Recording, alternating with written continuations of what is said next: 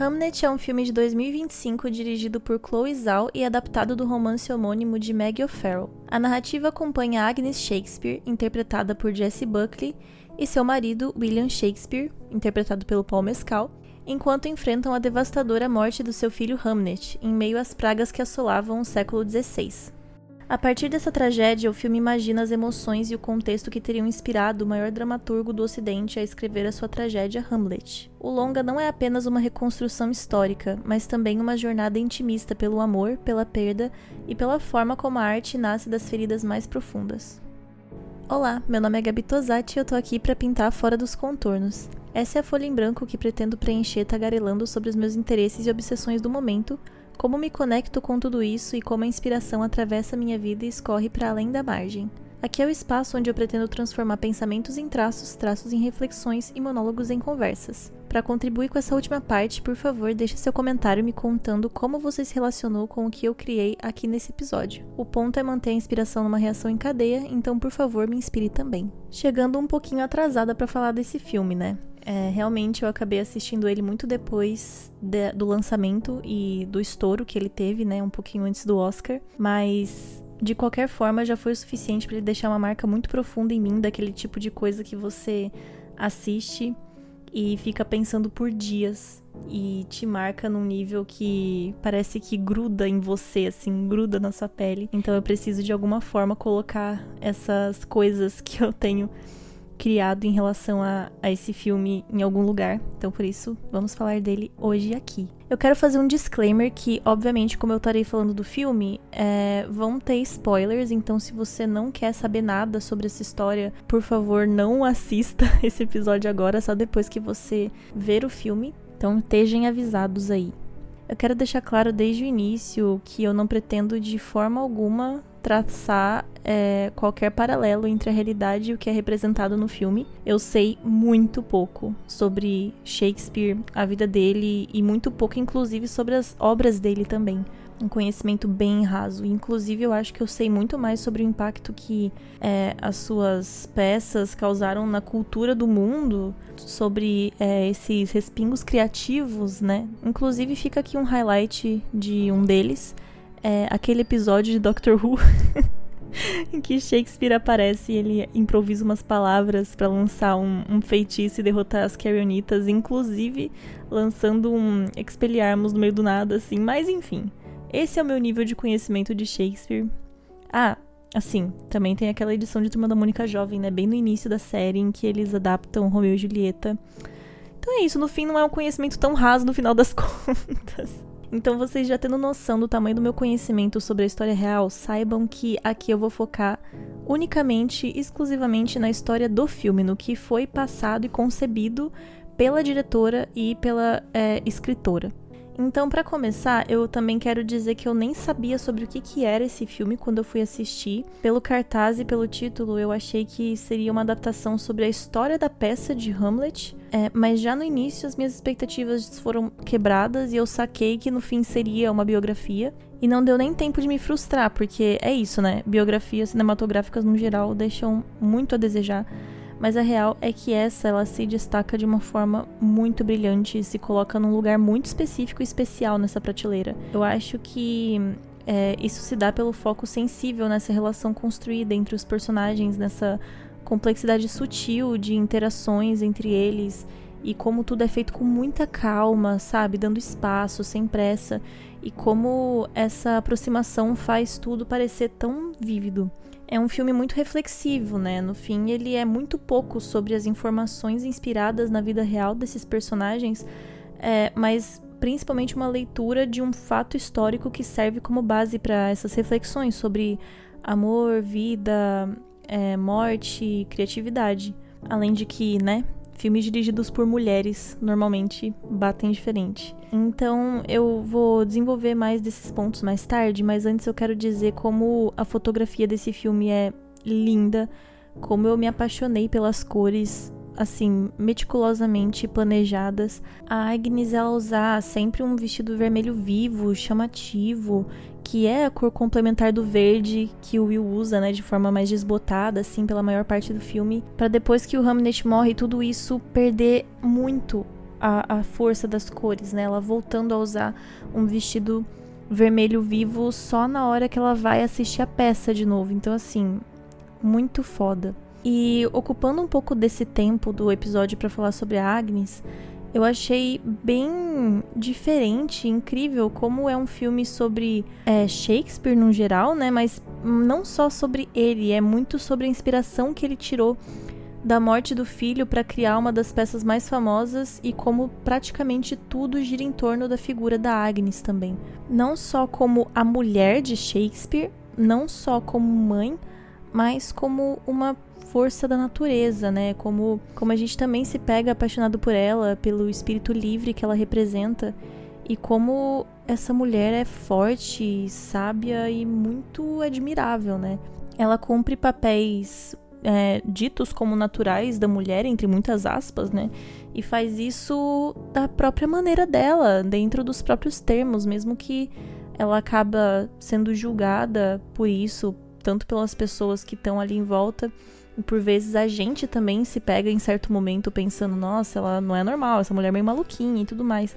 Eu li um texto, inclusive, que acabou citando um artigo da antropóloga Sherry Ordner, chamado Está a Mulher para o Homem, assim como a Natureza para a Cultura?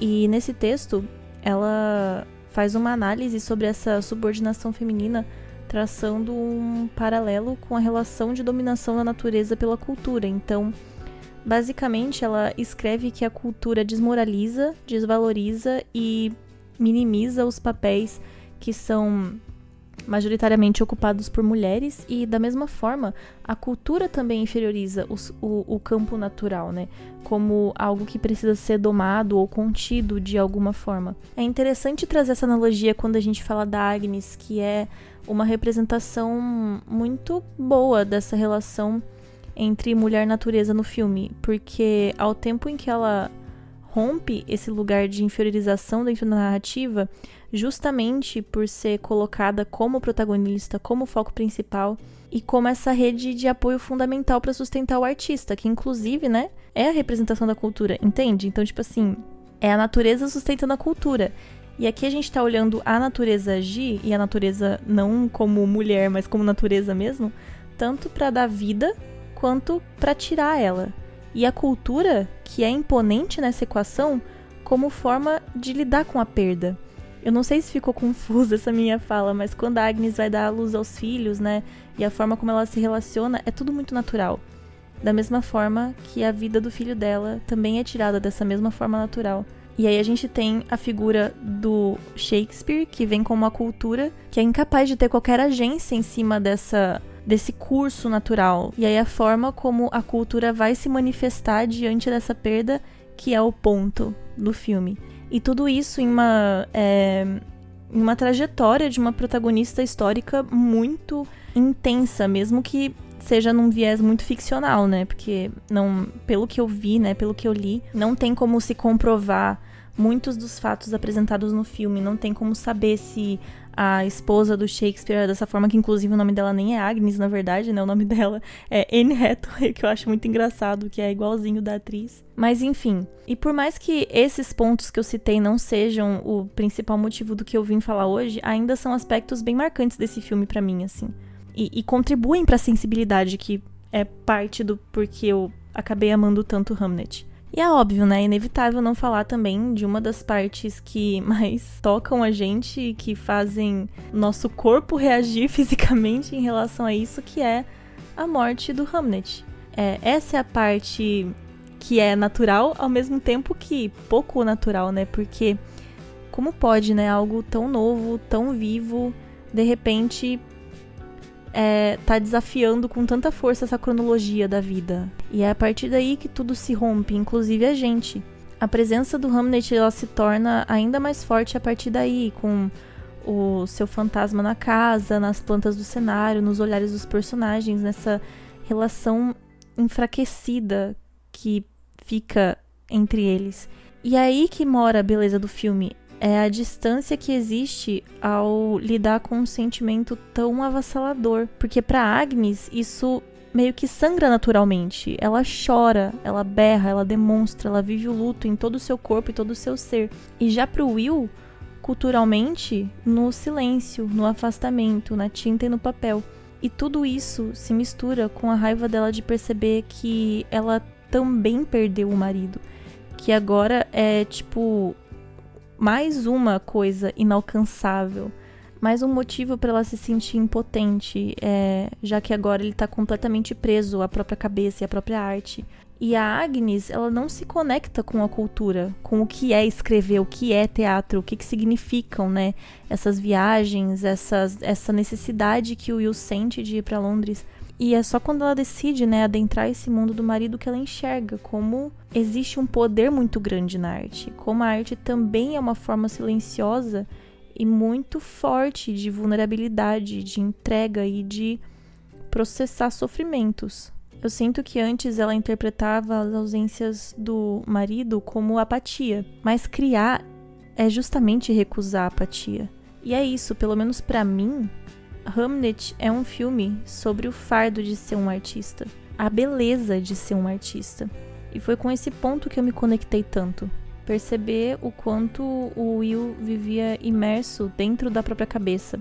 Inclusive a ponto de ter problemas conjugais, né? Sempre num malabarismo entre família e teatro, num movimento que parecia não dar trégua. E assim, longe de mim, né, defender homens que não cuidam dos próprios filhos, não assumem papéis de responsabilidade dentro da própria casa, por motivos egoístas ou até motivos, enfim, de ambição própria. E por mais anacrônico que seja falar sobre isso numa obra que retrata o século XVI. Óbvio, meu ponto não é estar aqui fazendo juízo de valor.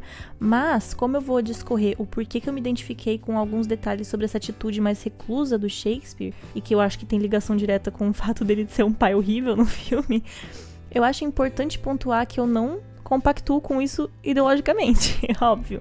Mas deixando toda essa parte mais, né, enfim, milituda de lado, tem um subtexto nesse afastamento e ruptura que existe entre eles, entre o marido e a mulher, e as pessoas à volta, que me fascinou e que eu admito que me conectou muito com esse personagem. Essa bagunça interna que tumultua os nossos pensamentos, as ideias que se embrenham o tempo todo juntas a qualquer tentativa de se concentrar nas tarefas do dia a dia, na funcionalidade que é esperada, né, de uma vida em sociedade. Para o criativo, é preciso fazer um esforço ativo para não deixar que o ruído dessa voz artística sobreponha todas as outras coisas. E eu sei que esse não é o ponto principal do filme, mas foi o detalhe que me aproximou da obra. Eu senti com muita honestidade isso ser interpretado pelo Will do Mescal, como ele parecia não estar verdadeiramente ali em muitas cenas, porque ele aparentava estar muito imerso nessa bagunça da própria mente e principalmente como isso teve um impacto negativo na Agnes, na relação com os filhos e até na forma como as pessoas enxergavam ele, né?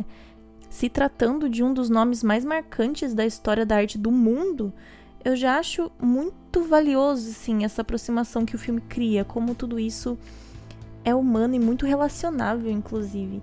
E dadas as devidas proporções, rolou essa conexão pessoal da minha parte, porque por vezes eu me sinto assim.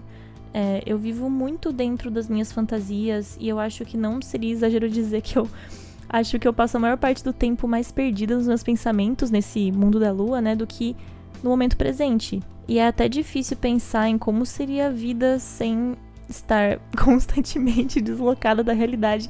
Até porque as coisas que acontecem dentro de mim, por vezes, parecem muito mais interessantes do que a vida aqui fora. Eu, inclusive, lembro de ter um pensamento quando eu era pré-adolescente de que se eu fosse presa um dia, tipo, obrigada a passar todo o meu tempo num quarto vazio, sem nada, não iria ser a pior coisa do mundo, considerando que eu poderia morar nos meus próprios pensamentos sem nenhuma interrupção. O que, gente, eu sei que é um raciocínio completamente absurdo e irreal. Não que eu concorde com isso, mas foi fruto de uma cabeça imaginativa de uma pré-adolescente que se via obrigada a se afastar desse ninho confortável dos próprios pensamentos mais vezes do que gostaria, inclusive. E o que causa esse afastamento dos próprios pensamentos, na maioria das vezes, acaba sendo essa interferência das outras pessoas. Mas muito por meio de desentendimentos, de má interpretações, dessas típicas falas de como você é muito desinteressada, ou deslocada das pessoas, ou imatura para a idade. E já que eu tô falando sobre isso, eu acho importante mencionar que eu tenho TDAH e eu já aprendi muita coisa sobre mim mesma e os meus comportamentos depois que eu peguei o meu diagnóstico. E E esses devaneios, eles vêm da minha alta capacidade de dissociar, que inclusive foi um dos perfis acusados no laudo. A dissociação, pra mim, é como um mecanismo de defesa. É a saída que eu encontrei para escapar de muitos problemas que eu enfrentei, ao longo da minha vida. Pode ser, sim, uma coisa ruim sobre mim, claro, mas é inegável também como esse superpoder pode ser usado para expandir muito a criatividade. Eu acho que parte do porquê eu consigo falar sobre tantos assuntos e desenvolver tantas linhas de reflexão, pontos de vista, perspectiva, sei lá, em relação a tantas coisas na minha vida, é justamente por conta desse espaço infinito que acontece na minha cabeça o tempo todo, onde eu posso, me mover com liberdade plena e cada vez mais fundo dentro de tudo que me atravessa. Então, quando eu vi as cenas em que a Agnes, ela tenta fazer com que o marido preste atenção nela, olhe para os filhos, deixe de viajar em busca desse caminho criativo, né, dando atenção para a família, ao invés de priorizar esse chamado para a arte, eu me vi muito presente ali, na figura do Will. Ainda mais quando o final do filme se aproxima, no momento em que ele usou a arte para lidar com o luto, com os arrependimentos, com a frustração em relação à morte do filho. E também por não ter sido presente como ele acreditou que ele deveria ser como pai, né? Essa figura fantasmagórica, inclusive, sendo uma analogia a essa ausência. A gente tem sim a leitura de que ele morre no lugar do filho, o que seria mais natural e o que provavelmente ele gostaria. Mas também existe a leitura de que ele pode ter sido uma presença pouco frequente na vida do menino por não ter estado ao lado dele, tanto nos momentos finais quanto, né, enfim, um pouco antes dos momentos finais.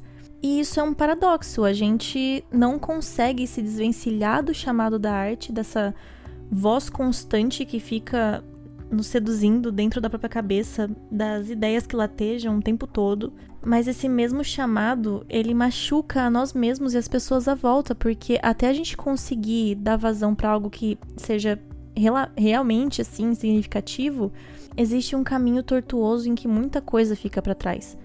Muitas ideias e assim como muitos momentos reais da vida.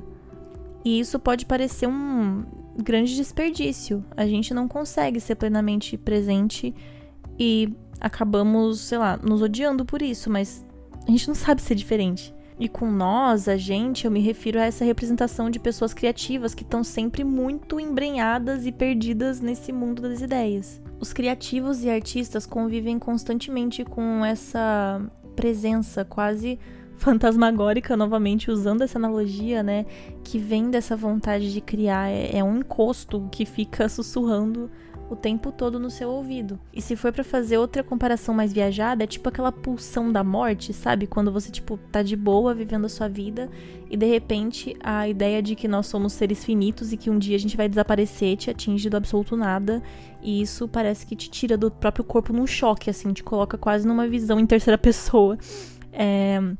A perspectiva sobre as coisas ganha um novo ângulo que tá totalmente pautado nesse desespero, nesse deslocamento. É um pouco parecido, mas ao invés de desespero, vem essa vontade latente de se expressar artisticamente de alguma forma. É uma sensação de que a gente devia estar criando a todo momento, mesmo quando isso é o nosso trabalho, o que é o meu caso, por exemplo. Mesmo quando a gente sabe que precisamos de um descanso, mas ainda assim, essa mente criativa, ela não para, não tem um botão de desligar. Não é igual uma máquina ou alguma coisa que você pode só colocar pra longe. Tá sempre com você. Essa aceleração constante deixa pra gente a impressão de que a gente tá sempre deixando algo pra trás o tempo todo. Esse algo, inclusive, sendo essas ideias, é uma urgência de colocar tudo que a gente pensa, tudo que a gente tem aqui dentro pra fora, e a gente sofre e fica de luto por essas coisas quando a gente não consegue dar conta de externalizar por N motivos, né? E às vezes a gente não dá conta justamente por não conseguir fazer isso da forma como a gente idealiza. E aí fica quase como um luto por vários abortinhos de ideias ali pelo caminho. E ainda mais no momento que a gente vive, sabe? Que a gente não consegue se desvencilhar do mundo exterior e a gente acaba entrando em contato com ideias alheias nascendo o tempo todo. E aí vem essa comparação, que entra em conjunto com essa pressão interna, essa força que se agita de dentro se intensifica quando a gente pensa, tipo, caramba, o mundo ele não tá parando. As pessoas, elas estão o tempo todo lançando projetos, criando coisas novas, sendo consistentes, progredindo. Então, por vezes, descansar e não colocar nada pra fora parece um atraso.